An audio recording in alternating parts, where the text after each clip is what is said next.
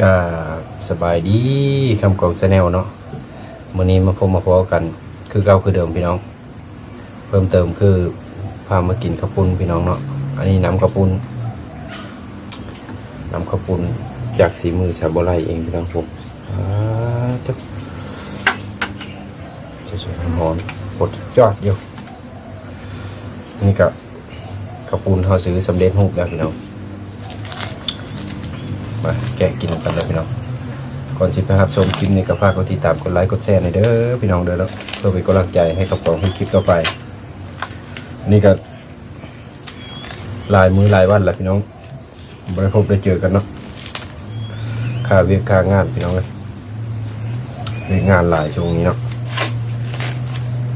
ขอแกะข้าวปุ้นก่อน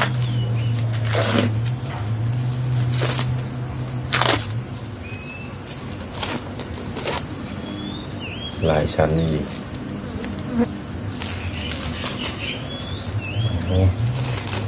แบบมันสำเร็จรูปเลยฮะนะก็จะเห็ดมาแล้วเรียบร้อยแพ็คมาโอกาสเขาก็มีโหระพาแล้วก็มีผักหอมคือผักหอมเสริมกับบูแมนพี่น้องแต่จักผักอย่างโมโหซื้อมันนะมากินลองเบิ่งมันแล้วก็มีเห็ดสุกน้ำลองชิมเบิ่งน้ำต้มก่อนเป็นยังไงลองชิมน้ำกระปุนต้มใส่เนื้อปลานิ่นพี่น้อง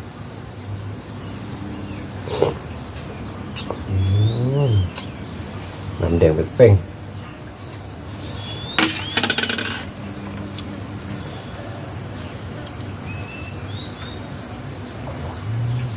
ลองเบิ่งจักครึ่งก่อน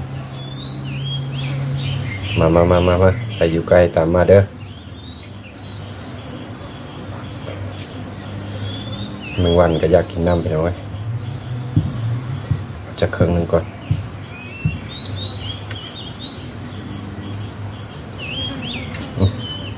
นี่เอาลงไว้ข้างหลังก็ได้เทน้ำใส่ก่อน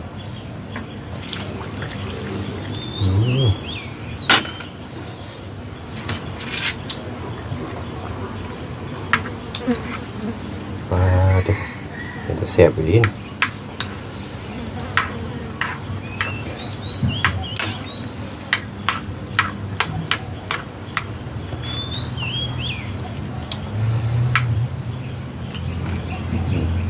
น้ำใส่น้ำเติมอีกตอนพร้อมมาพี่น้องวะ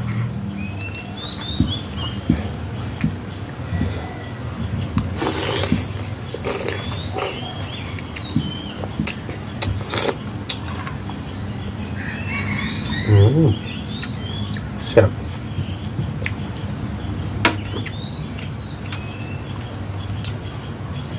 ข้างบอกโอ้ซื้อมันจากมือเป็นพักอย่าง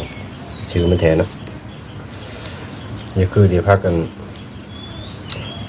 พักหอมเสริมแต่มันโบแมนใบมันคล้ายๆใบมันสีซ่า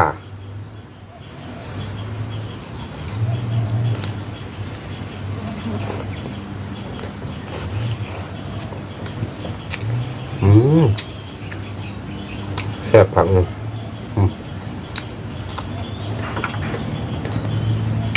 ขออนุญาตใช้มือพี่น้อง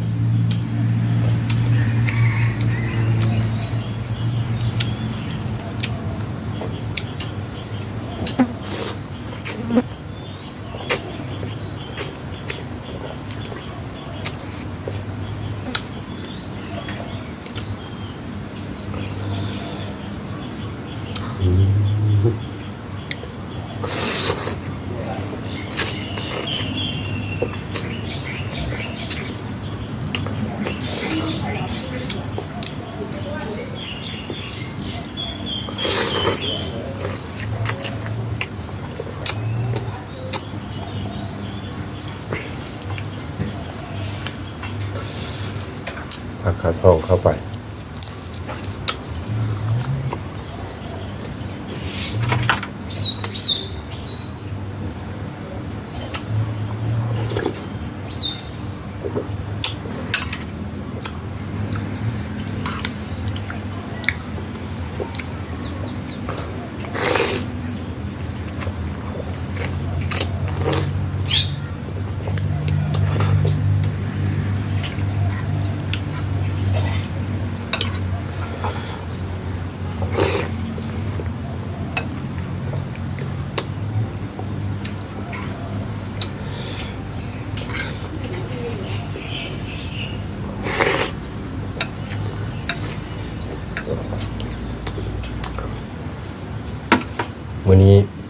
น้นเส้นก่อนพี่น้อง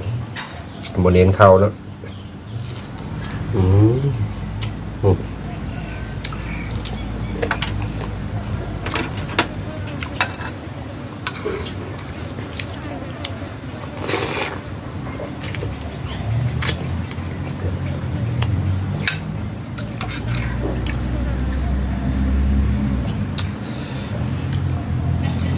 ขนาดกินข้าวปุ้นก็ยังมีแมงวันมาตอมพี่น้อง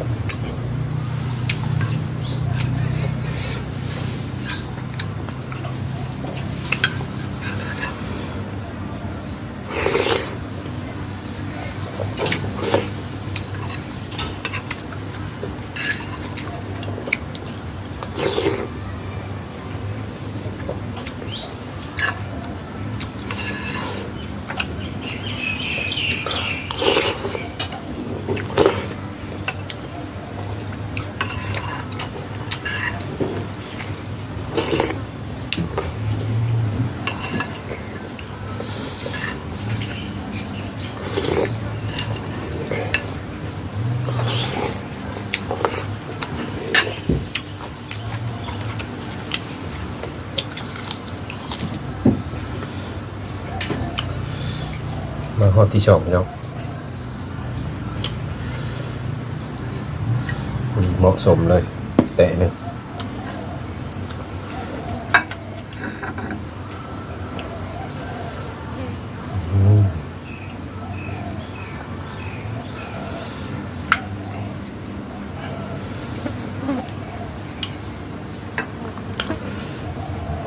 น้ำเข้มข้นคักเลย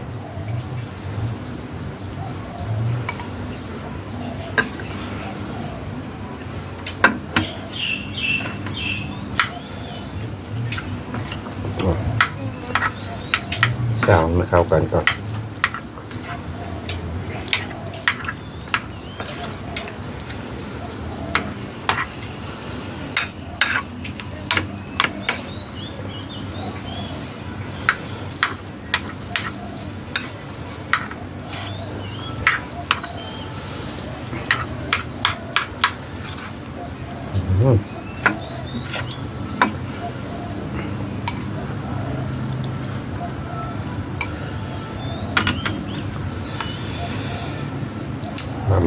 มาห้องที่สองถ้วยที่สองพี่น้อง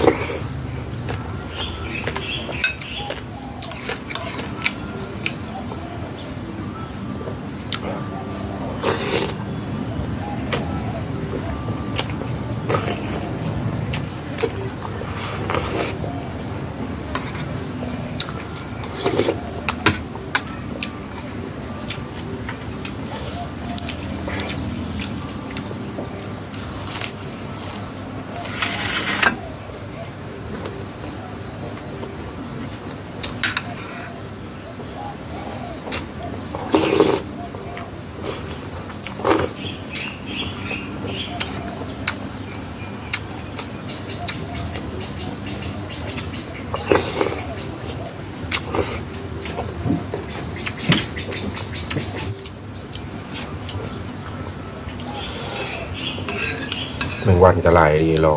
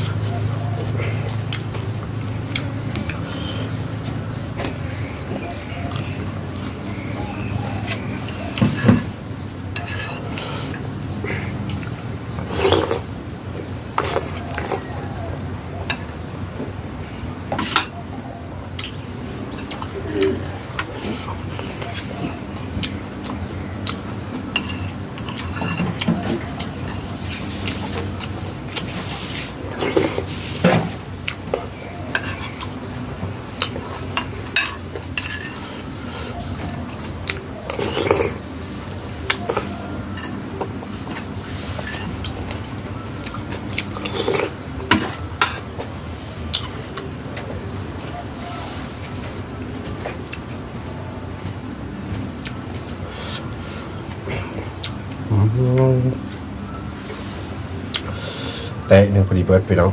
มีได้2ถ้วยแตะ1เนาะแซ่บกักอีน้ำข้าวปุ้นนี่ตัว